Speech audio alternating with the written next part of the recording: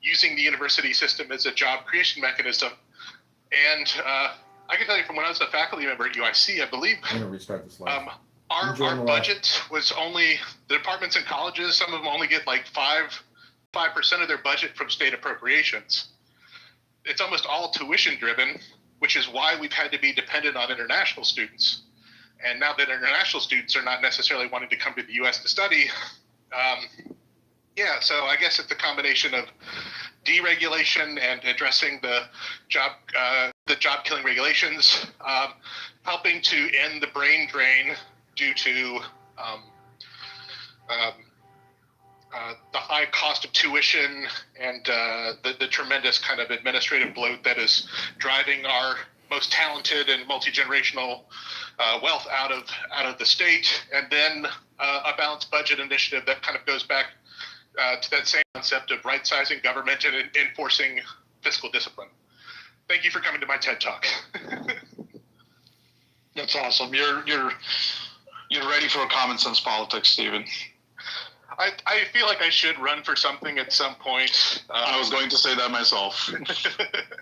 Yeah, I kind of get into like this. I call it TED Talk mode when I'm chatting on some of these things without having prompts. But yeah, I have a pretty good understanding of most areas of policy and things like that. But it's just like I was born in Illinois. I've lived other places, and I have kind of a comparative perspective. But it's just like this isn't how state government runs. That even if we kind of align with progressive values, that like we can't have one side of one aspect of society just using the other. It's piggy bank and just demanding more and more and deciding stuff. So like there's going to have to be something, I think we're kind of getting to that point. There's going to be either a taxpayer revolt or the city or the state is going to have to declare financial exigency, and discipline is going to have to be imposed through agencies of the federal government because we don't have the capacity or the responsible people who are kind of currently in charge of the institutions who are willing to take the political risk to right size everything. I fully agree. I think we're getting there. John, I'm going to go to you now. I know you introduced yourself briefly. I had a few questions for you. One thing I wanted to know was how did you said you live in Chicago, right? So how did you decide to run for position in District 16 out of all places? Yeah, so I live in Chicago. I was born in Chicago. My dad was a cop for 30 years in this city. And I ran as committee man in Jefferson Park here in Chicago. And that's when I had my first taste of Chicago or Cook County GOP politics. And, I'm a veteran. I've been through a lot in my life. And I got to tell you, getting sued by the Cook County GOP and going through that whole experience of getting pushed off the ballot and seeing a committee person get installed, that's what triggered me and made me realize that these little cliques and these little clubs are not inclusive. And so having met people through that organization, I was encouraged to run against Darren LaHood as a good strategic option. Other people told me to run in other districts, but it's my belief that even looking at Darren LaHood's analytics or replies or retweets or comments, he doesn't have a very engaged group of constituents and voters. So to me, he's somebody that I could, theoretically knock off and, become the Republican congressperson of that district. I'm setting up debates with the Democratic candidates because I want to see what their economic theories and policies are and whether they're frugal and fiscally conservative. So to me, Darren LaHood is one of the worst offenders when you look at how much debt he has voted for and created. And using grok and going through congressional acts is incredible. And he's raised over $10 million from healthcare, health insurance companies, big pharma, Verizon, AT&T, Comcast. He's a big pusher of rural broadband, spending another $100 billion there. So to me, we have to stop borrowing and stop spending. It's pretty common sense. It's very practical and pragmatic. And as Stefan just said, without a balanced budget and, generating $5 trillion a year in and spending 7 trillion when you already have 37 trillion, it's not sustainable. In 2050, we'll be $50 trillion in debt and paying 4 trillion a year on the national interest. So the time is now in order to get our fiscal conservatism and prudent fiscal policies into place. We can't keep borrowing and spending. So this is why I'm running primarily.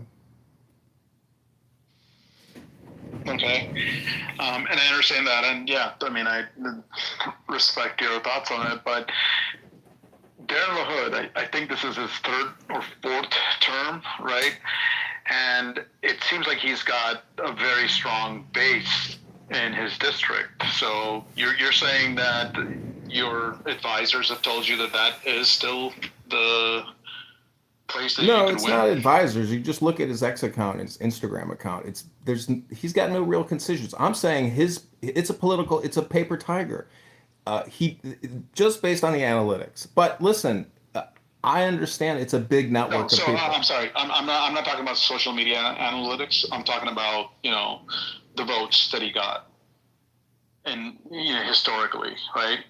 So Well, that's not have you looked at that? listen, And the principle why I'm running is I believe there should be 10 challengers against Darren LaHood in the Republican Party. There should be 10 challengers in the Democrat Party. There's nobody running. This guy is going to run unopposed. So if we really want to make Illinois great again and make America great again, we need thousands of people getting more activated and involved and running in politics. It's not that hard to do. You may lose, I may lose. That's not the point. The principle is we are so far into debt, and Darren LaHood for 10 years has created this debt. In my opinion, as an Illinois resident and a lifelong Illinoisan and Chicagoan, I mean, it's my duty and responsibility to do this. It's not some advisors or advisor. The point is, I'm doing this for me, and I'm doing this for the people in the 16th district in the state of Illinois and for America, because as everybody knows, we're going to $50 trillion in debt. And as I said, that'll be a $4 trillion a year interest payment. We're only taking in $5 trillion a year in taxes. Does Darren LaHood care about that? Does he talk about that all the time? The guy does photo ops and social media propaganda in the same way that AOC does. I respect the guy, and I'm sure he's a wonderful man and father and husband, but in terms of debt creation, he is a hypocrite. He's got to go. And a lot of people in Illinois got to go. You live here, I live here. It's run like clown world. Darren is a participant in clown world. See that photo with Ron Paul in my PTR? I helped him with his campaign in California because I believe in fiscal conservatism. The government is broke, and we just keep kicking the can down the road. Darren LaHood is a professional can kicker. I am not. I want to smash that can and recycle it. I'm complete. Thanks for letting me speak. okay. Anybody from 16th district here have any questions for John? You can come up and request to speak. The red pill. I see you requested to speak. Did you have a question or a comment? Yes, hello. Can you hear me okay? I can hear you fine. Hello, everybody. I live in the 15th district of Illinois, and I wanted to report in something very interesting that happened. I grew up in the 15th district, lived in Chicago for 20 years, and then came back here. I live in a small town of 550 people along Highway 36, kind of in between Decatur and Champaign. And this little town was a disaster during the pandemic. We had all kinds of crime here, and the village board was run by a bunch of elderly, aging Democrats. And they were very unpopular. The town was very upset.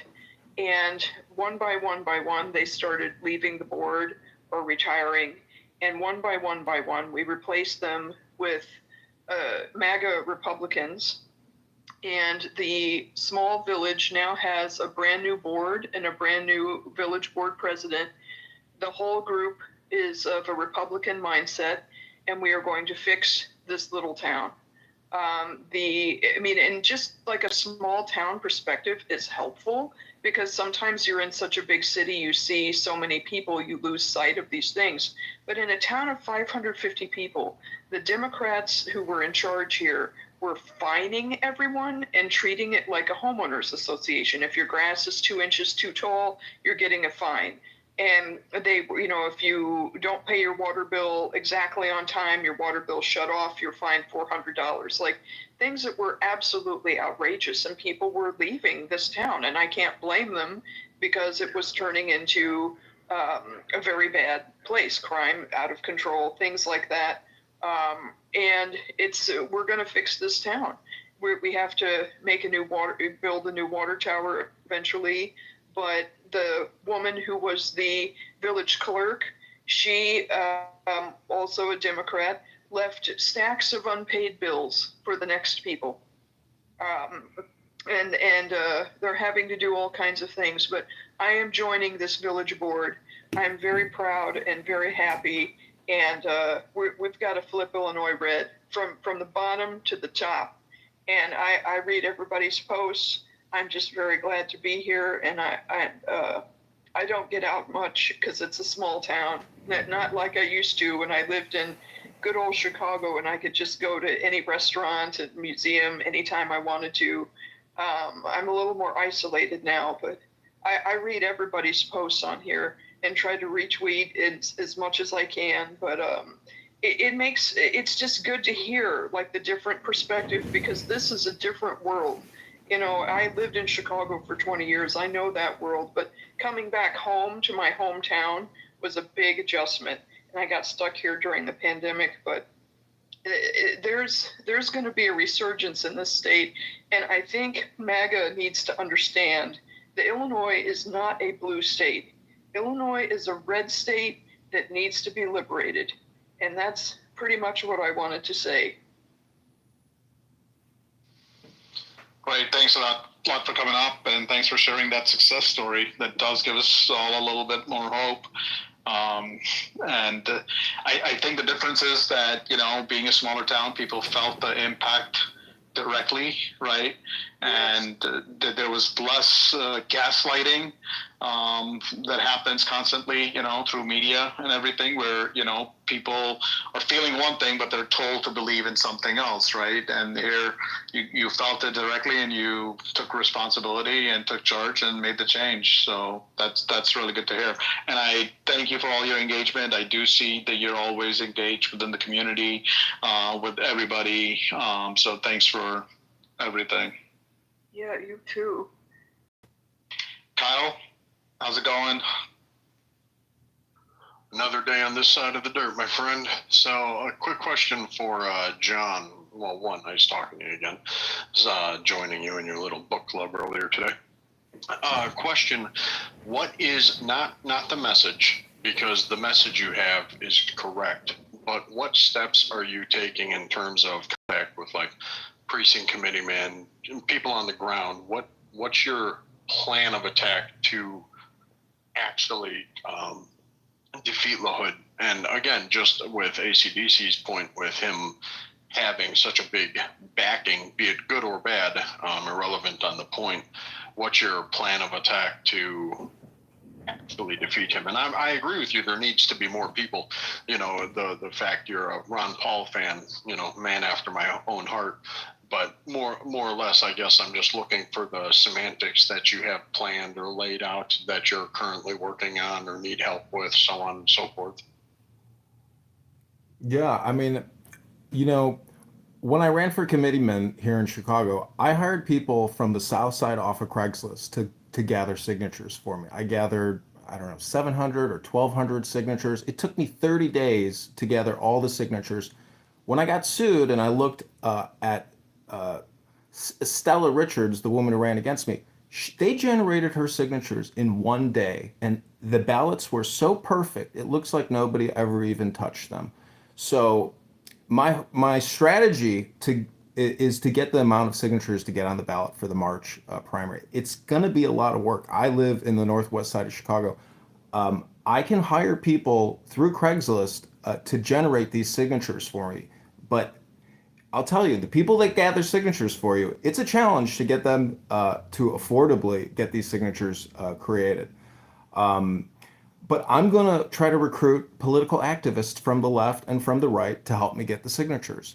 That's the whole goal. If I can get on the ballot, that's a big win for me. He's got $10 million to advertise to the 16th district, and he's going to spend that money. Yesterday, he re-announced that he's definitely running. So I live in Chicago. I see Krishnamurti ads nonstop. They have an unbelievable amount of money to control the narrative and to run ads. And if you witnessed Pritzker's run for governor, I used to work at Google as an account manager. Pritzker blanketed the media in a way that is unstoppable. Everything is Pritzker. He's the solution to everything. So the mass media, or the mind control of all of our cell phones, is very difficult to break through. And unless you have the money to advertise on Google, on Meta, on X, it's very challenging. X would be a good place to start for my campaign. But the strategy is to get on the to win the primary, or to get on the ballot. I mean, if I can't get on the ballot, it's nowhere to go. It's going nowhere. So that's my first goal and objective, is to get enough sufficient signatures that can be confirmed.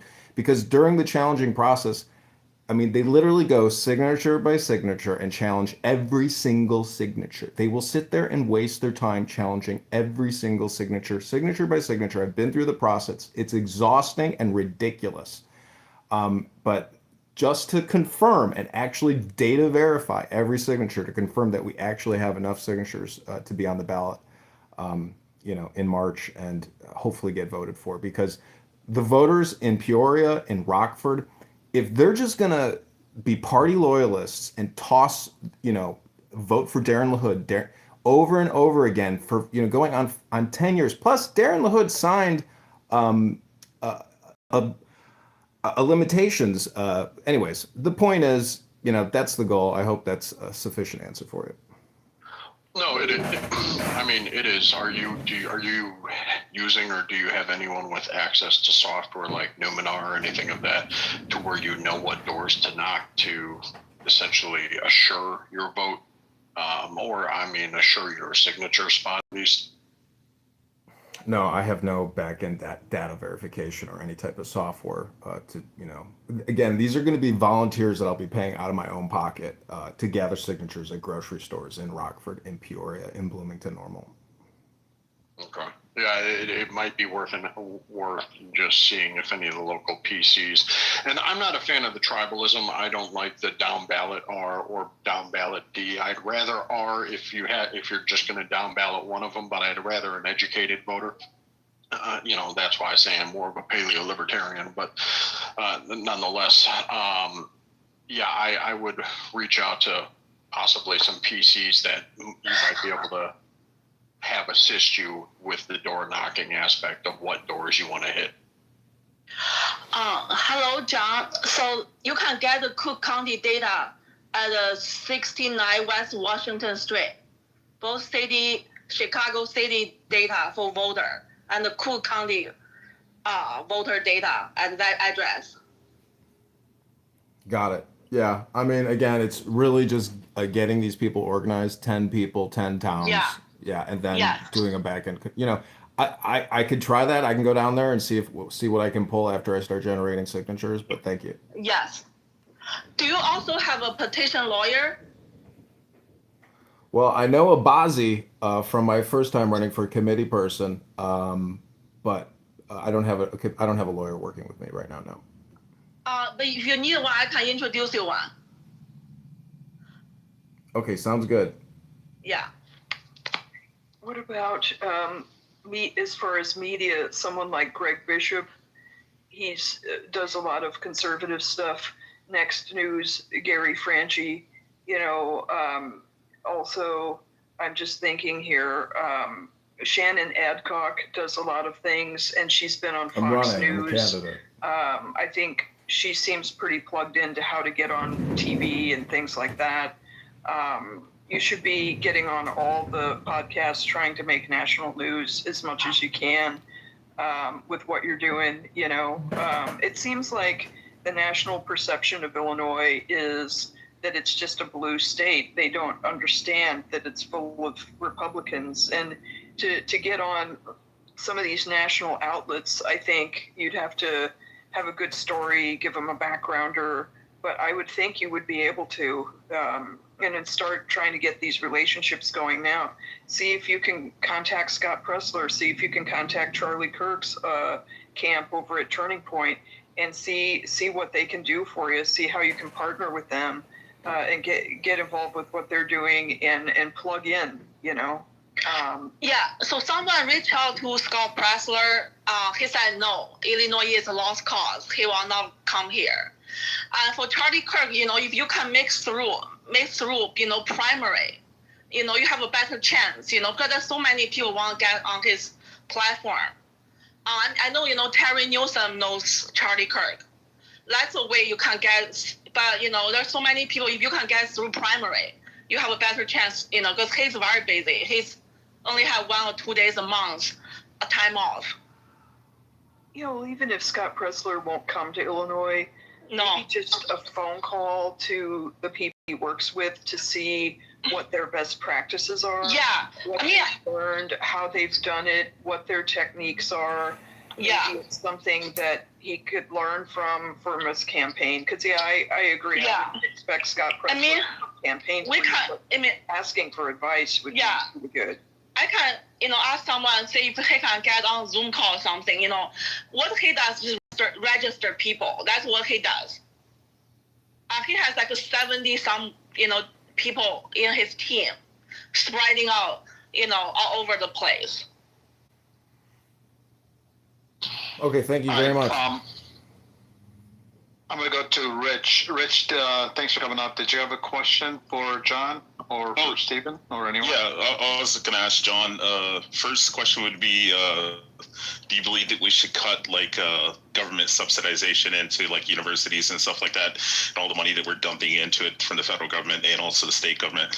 The second question would be, what are you going to do if elected for the 16th district? Yes, Yes, I know Rich. I invited him here from Clubhouse. He is a big critic of Islam, which I think is an important topic to discuss at times. But yes, I asked Stefan here, why is the federal government sending $790 million to Northwestern? They have huge endowments, but little do you know, just as your average taxpayer and average worker, the federal government through these grants and subsidies are sending hundreds of billions of dollars a year to university. I went to university. I understand they get state funding or federal funding, but when you look at how much it is versus the endowments of some of these super Ivy League schools, it's absolutely insane that the government is subsidizing these schools when they can generate hundreds of millions of dollars a year in yield on their vast portfolios. And for the District of 16 in Central Illinois, I want to be their Rand Paul, their Thomas Massey, their Ron Paul. If Illinois is Abraham Lincoln's state, a Republican. If we don't study Abraham Lincoln, study his philosophy, if we don't understand the history of the Republican Party, and all we do is spend $2 trillion more every single year for the rest of our lives, we will destroy the dollar. We will destroy your children's future. We will create perpetual debt. People in this country should be born with a $200,000 plus surplus to put them through college and maybe give them some money for a down payment on a house. Instead, you're born $110,000 in debt right at the bat. Go to usdebtclock.org and study the tables. Find out the true fiscal and financial situation in America. It's dire. We're spending $2 trillion a year Medicare, Medicaid, $1 trillion Social Security, $1 trillion on national defense. The NDAA at $1 trillion a year is a big problem. We have forever wars because we're funding our war machine at $1 trillion a year. So, Stefan is a veteran. We have to cut how much we're borrowing and spending. We can't keep doing this. So this is the message. And the most important thing that I want to emphasize to voters in 16 is that we have to be fiscal conservatives. We have to stop borrowing and spending. The big, beautiful bill that Darren LaHood voted on adds trillions of dollars to the national debt. We have to stop borrowing and spending. We have to be prudent with and set priorities. If you look at what DOGE has cut and identified, it's all wokeism. It's all DEI, international climate change education contracts, hundreds of billions of dollars in education grants to study, climate change and gender studies in Guatemala, things like that. It's insane. USAID has been shut down. You know, the Trump administration is making great advances in what's the priority. So if we don't really focus our priorities and cut borrowing and spending, it's like getting a credit card. Darren LaHood has gotten a credit card mailer for 10 years and went and bought $20 trillion worth of stuff that he didn't have the money to pay for. If you want to keep voting for people who have a black card and just keep running up the debt on your behalf, but giving you nothing, mind you, most of that money is going to Blue Cross Health Insurance, to AT&T, Verizon. He's giving it to all of his lobbyists. Go to Open Secrets and view Darren LaHood's lobbyist contributions, and you can see where all the flow of money goes. He's just skimming. He's a skimmer and a can kicker. Okay, he's got $10 million, and I hope that answers your question. Thanks, Rich. I got a question, just the yes or no question. So you are against the One Beautiful bill?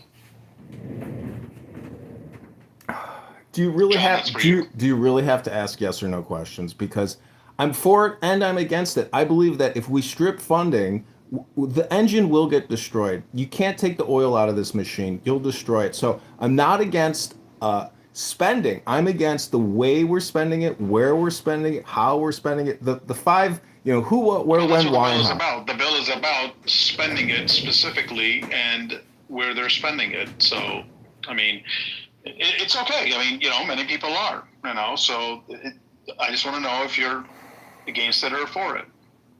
Well, it's big, but it's not beautiful. Okay. Stephen, go ahead. It's Stephen.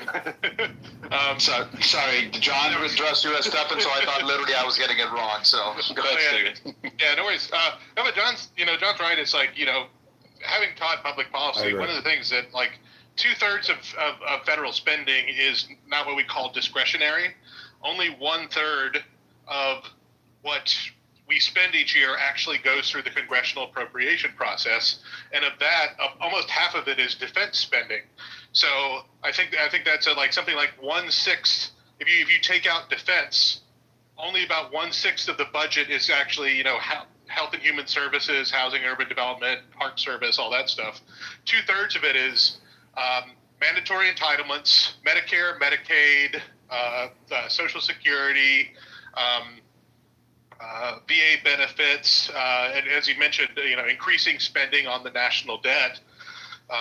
Debt services, I believe, either has or will soon overtake defense spending in terms of proportion of our revenue. So it's just like, it isn't sustainable, and it's getting larger. But one of the problems is that, like, because we've become addicted to this, as you mentioned, you just can't take the oil out of the machine. I think something like 1/6 of our GDP is on health spending, and if you try to withdraw funds too quickly, essentially you'll create a great recession that will end up creating a much larger death spiral. And because we like Keynesian solutions, we're going to end up having stimuluses and other things like that. But I think there's the need to enforce fiscal discipline is just something to right-size government.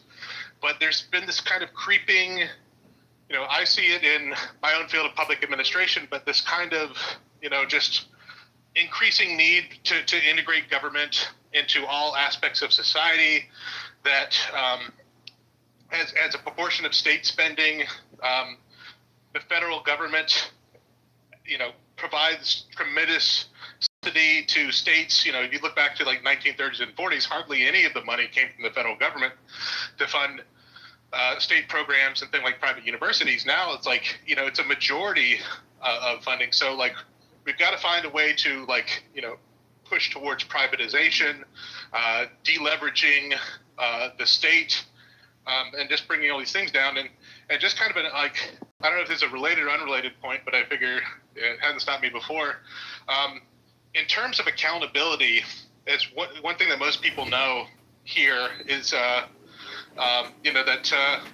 one thing I've discovered, particularly in my own episode, is that the media here does not cover stories that are critical of the political leadership in Chicago and Illinois, unless they've already broken nationally. like in my own case, I contacted WGN and the Tribune months before I contacted others, and they wouldn't even, even return my emails or phone calls. And I think one of the things that people don't know is that Illinois has a very extensive open data and FOIA kind of landscape. And I think that part of the solution, that we don't have a lot of policy analytic capacity in Illinois. We have Illinois Policy Institutes and then other different groups, but I tell you from my own case, you can just request, Illinois has one of the most generous Freedom of Information Acts where, you can find, we have open data portals. It's like data.chicago.gov. Cook County has a portal. Almost every county, major city in the state of Illinois has publicly available documents and data sets and other things where you can look through budgets. You can find stuff, and I can tell you just from looking through this stuff, there's a whole movement called civic technology and database journalism that I've engaged with here in Chicago, where they teach people how to file a FOIA request to get the information they need. And then we have a new institutional model because people aren't relying on the Tribune, people aren't relying on CNN or MSNBC or other news sources to break stories. Just regular citizens like you or I can request budgets, data, information, can look through it, can find the story, and then just like Aaron Samarium at the Free Beacon and other people, just post it to your Twitter account and then at somebody in the federal administration, and they'll, it'll bring it to their attention, or somebody the big problem with our politics here in Illinois is just there's so much corruption and stuff, and there's a tremendous paper trail and traditional data resources, but we just don't have people who are requesting them and looking at them. And I'd like to, I think in some aspirational world, and this might go back to what I was, the big questions that I had before, is just I'd love it if there was a way to help, get conservative political science students or public policy majors who do internships to just FOIA stuff and then just put it out in the open domain and just do a lot of the investigative journalism that isn't being done. And I think that's part of the accountability mission. When people are finding oh, well, I did a FOIA request and I discovered that $3 million, a $3 million contract got in, no bid contract went to Brandon Johnson's former pastor or something like that. It's all out there, and it's all, they've acted with so much impunity for so long that they've not really hidden much of it, and there's such a tremendous paper trail. But I think I might even end up posting some sort of session about, how to request these things, but it's all there, but nobody's looking for it. And I think that's at least a first step in addressing this question of budgets and bloated government and misuse and appropriation, because there's a tax that's being paid for institutional corruption, graft, and all that other stuff like that. And that's kind of the low-hanging fruit before we start making cuts to things that might be more politically popular. But, let's go over the wildly illegal stuff first. And I'll just finish on this. There's a group of employees, the Department of, I believe, Human Services in Minnesota, and they've kind of gone rogue. They have a Twitter account, but they've gone rogue. It's just we're exposing hundreds of $millions of corruption at the Minnesota Department of Health or Human Services or whatever thing like that. Is that any way we can get people inside government? There's a lot of conservatives who work in state government and work in the city of Chicago. They know about ghost payrolling. They know about no bid contracts. They know about these patronage positions and stuff like that. If we can provide some sort of mechanism, be it a website or reporting or anonymous tip line that they can give us information, there's people who are connected in the GOP to national political organizations that know how to amplify that to the right stuff. So I think we're evolving into a new era of how politics is played. And I think to some respect, we're kind of lagging in that, but I don't know if we're so much as lagging as it's emerging right now. And I'm seeing the model in my own case, and I see promise in let's start putting some heavy hits on these programs and use that as a way to deleverage to expose the graft, to expose the corruption, to change the narrative, to get people to go, oh, I can't support that, and then start voting Republican in the next election. That's a really good point, Stephen. I was talking to a FOIA attorney not too long ago, and I was surprised. I didn't know this myself, so I was surprised to hear that as corrupt as our state is, it is one of the most friendly FOIA states there is. And because that's what I asked him. I'm like, your work's got to be really tough, and he's like, no, actually, it's not. We're just inundated with a lot of FOIA work, but Illinois is one of the most FOIA-friendly states. So that's a great idea. I hope, if you were to do a workshop or something, we definitely need more people using that. The information is there. We just need people to access it and, basically share it. Sure. Yeah, and like I said, Illinois, by law, that you're supposed to. By law, it says you put in a FOIA request, and there's a website called muckrake.org that helps provide kind of like a one-stop shop. But basically if you just do a Google search for for Illinois government, any agency, Chicago Parks or anything like that, there's always a FOIA page. But like the city of Chicago has a FOIA page. By law, they're supposed to answer your request within 5 days. In reality, they're a little bit overworked, and they always put in an extension request, so it usually ends up taking you about 2 weeks. But I've known people in the state of like one journalist I've been working with. He's done FOIA request in Michigan, where he's put in a request, and it's taken 2 years. And they've passed through 3 different FOIA officers during the time that they just kept on getting handed off and handed off. So, as accountability goes, you take some of that, you shine some sunlight or shine some light on it and watch the roaches scatter. But we do have, luckily, the legal framework to provide a very important accountability mechanism and use some of the principles of data journalism, which have been employed, I'd say, very effectively, particularly for progressive causes. And I've learned some of these techniques. I'd be glad to host a training for people who are interested in doing this. And I could probably come down and speak and just kind of show how it's done. But all that information's out there. Everything we need to do accountability, it's a force multiplier in a way that you probably won't understand. You wouldn't expect. But the ability for you as an average citizen to just discover these stories and then post them on social media and then forward them to the GOP vice chair of some committee or something like that, they can amplify it to their circles, and it will go up the chain to the national party organizations. And that's kind of how my thing worked. It just takes a little bit of knowledge to know how the system works and a little bit of preparation to know what you're supposed to be looking for. But after that, you just start seeing the dominoes fall. Yeah. All right, so I'm going to be closing the space down here. We've gone over the hour and a half that we usually allot for this every week. But I'll give the last question to Rich, and then we'll kind of wrap it up after that. Go ahead, Rich. Awesome, thank you. I appreciate it. So first thing I was going to ask, John, could you bullet point 3 specific things that you would do if elected for the 16th district in the first, say, 100 days of what would be your main goals and objectives? And then secondly, I was going to mention, if anybody's giving a heart or a 100 or a thumbs up to John Kitover, if you're interested in helping him, get elected, then definitely feel free to reach out to him and see what you can do to help.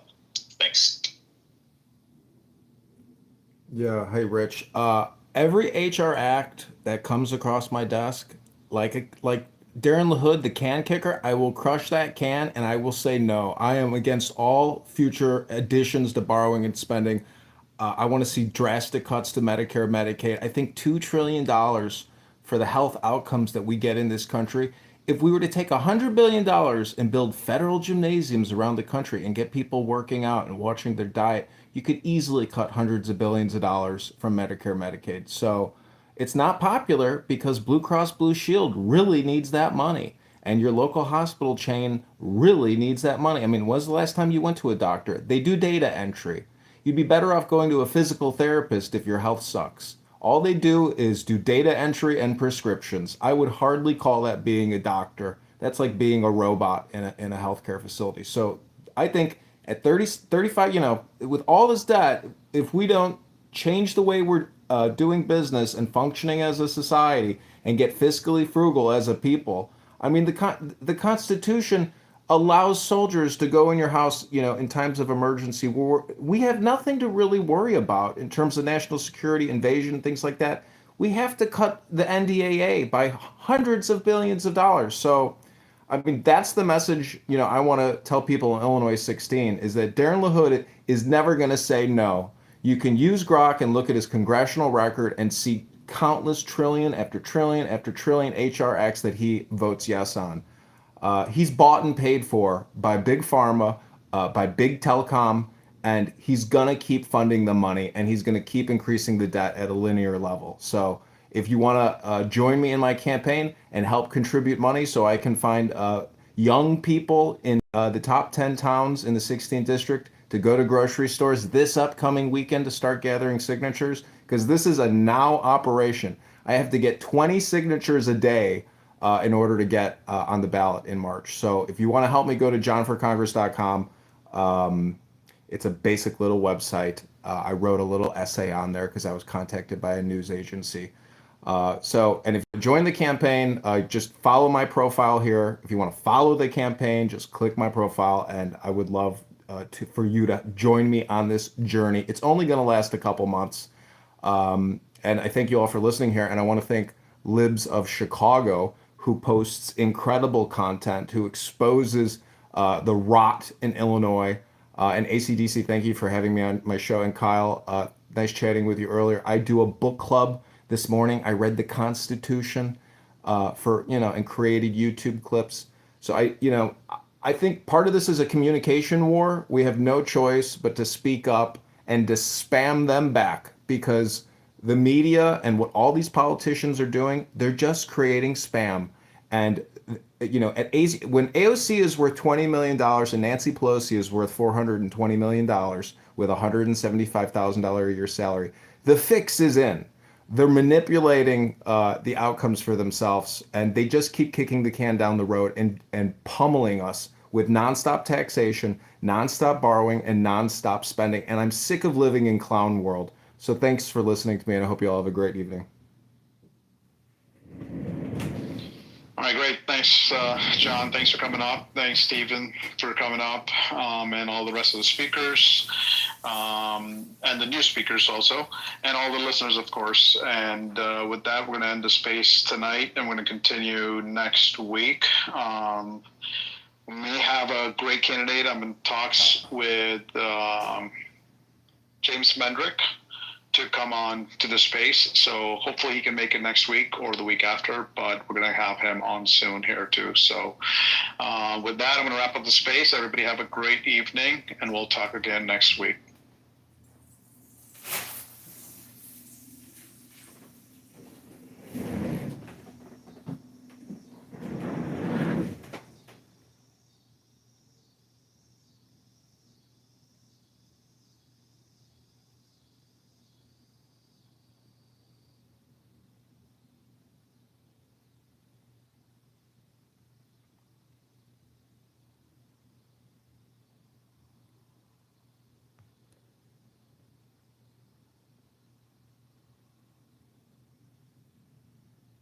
Okay, go to johnforcongress.com. Thanks for joining me here. That was a live X stream.